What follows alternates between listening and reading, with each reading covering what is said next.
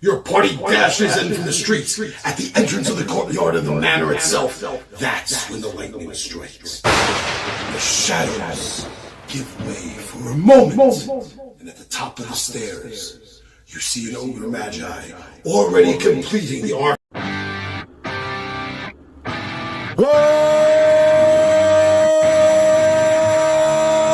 up, nerds and nerdettes and wee little nerdlings all? It's your buddy Johnny G for 2 Gun Pixie presents Legendary Gaming.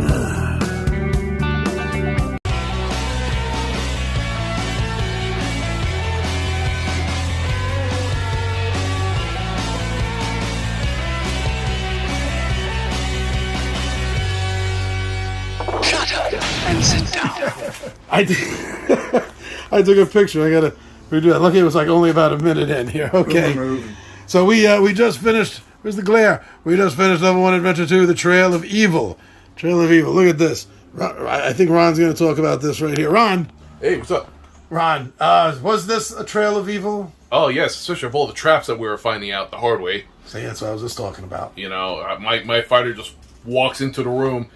Despite the fact that he has an amulet to see traps, he didn't bother using it, so he fell into a trap. And then, you know, the thieves then start looking around, and we're fighting traps everywhere in this room. And I believe the cleric he does the same thing. He just power walks right in. Well, no, the thief checked for traps and found a couple, so I thought it was clear. After I found 2 more, then the fighter remembered he had an amulet. Oh yeah, about that. Yeah, There were lots of chests, though. We did get a little bit of loot out of the room. Some loot. I think was it one of them a trap though? Remember, I think I pulled something and it was like a flashbang. Oh, there was a yeah. flashbang. That's right. There was. You know, it blew up on my face. But And then it's funny, right after that flashbang trap, you ended up finding treasure that were like basically flashbangs, right? Oh yeah. Flashbangs that I gave to the thief. If she ever wants to. The flash pellets explodes with a starburst of green and yellow sparks, which inflict light damage and can blind temporarily. The monster attack misses their next turn. Yeah, it was just kind of like, yeah, sure. I only have throwing knives. Just give me grenades. Your grenades. Give me grenades. That'd be fine. Indoors and close encounters. Yeah, just fine. You didn't have to use any of them yet. No. I wound up sticking with the knives. And Redguard got a cool sword. That's right. What did he get? Oh, the tortured soul sword of slavery. Yeah, that sounds bad. Yeah, YouTube's gonna love that. Yeah. Originally used by the slave traders, this blade contains the souls of the tormented screaming whenever it's used. Yeah, it does massive damage. The only problem is I also have to roll that die where if I get a star, I lose a point of health. But I've already found out the risk is well worth the reward. But now, just for a moment here, hold on. So whenever you use the sword, It screams. it screams. It screams. Kind of like a lightsaber, except instead of the whoosh, it's So I'm lucky that there's no. You guys aren't hiding in shadows and moving silently. he's a fighter. He doesn't need to hide. No, he doesn't. And we go through the room with the traps. And what was in the next room? See, we got to the traps, and then we got the next room, which was a corridor type square situation with another 4 goblins. Right, 2 of them started attacking us head on, while the other 2 ran around to flank us. So it didn't really work out well for them. You took the 4 of them down, and what you were doing a maneuver with Lita. Oh yeah, I was doing the sneak maneuver, which allows me to pass through them, get behind them, because then that gives me an extra, point of damage. So I was doing that constantly. I would sneak by one guy, backstab him.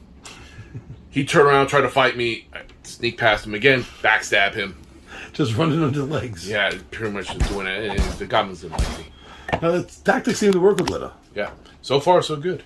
And she's also been getting very lucky with the chests because of her medallion. Her medallion, like, when we open up a chest, it allows me to look at a card. If I don't like what I got, I could discard it and draw again, up to 3 times. The only problem is, if it's a trap, it sets off the trap. So, there's that point where you kind of like, I can try to get something better, but it can then blow up in my face and I get nothing. So then you guys maneuvered around the goblins in the hallway. Oh, yeah. And there was some more treasure, right? Yeah, there were 2 more chests, over at the end. Got some more loot.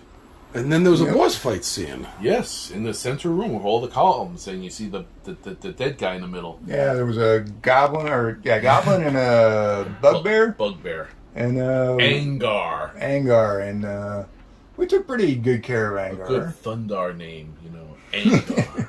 Between the what was the potion that not hideous laughter, but the... Oh yeah, well, at first he had the first initiative, and I was thinking of using a potion I had which swaps initiative. The only thing is, I was going second, so I'm just like, either way, I still lose a turn, and he still goes first. But then it was like I had this other potion where it makes him laugh uncontrollably, and he loses a turn. So I was like, oh, I could use that, and then Redgar could use his potion, which doubles his damage. So I'm like, okay, I could just set this up. So I drank the potion, he starts laughing, and despite being uncontrollable laughter, he's still bobbing and weaving and ducking all our blows. But he doesn't get an attack. Yeah, that's the thing, he couldn't attack. And Jozan and Miley,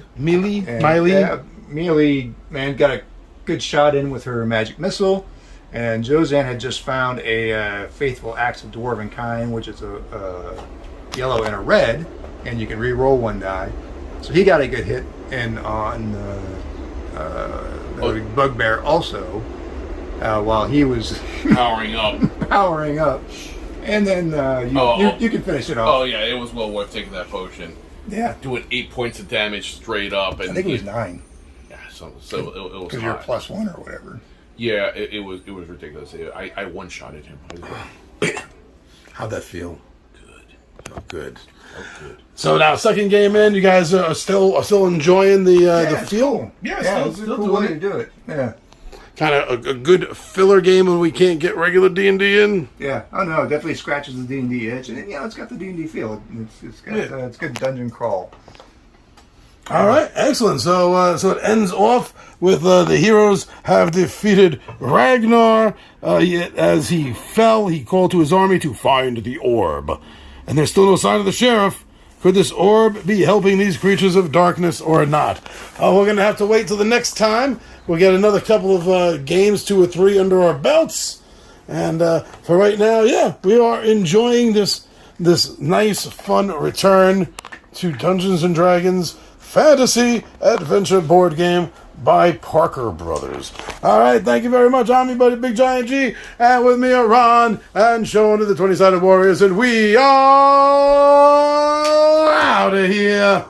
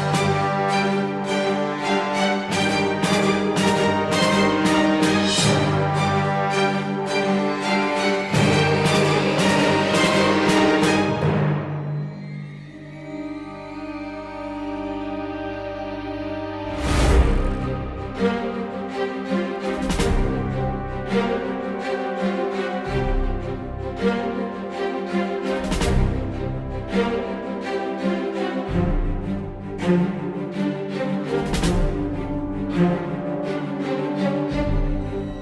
you.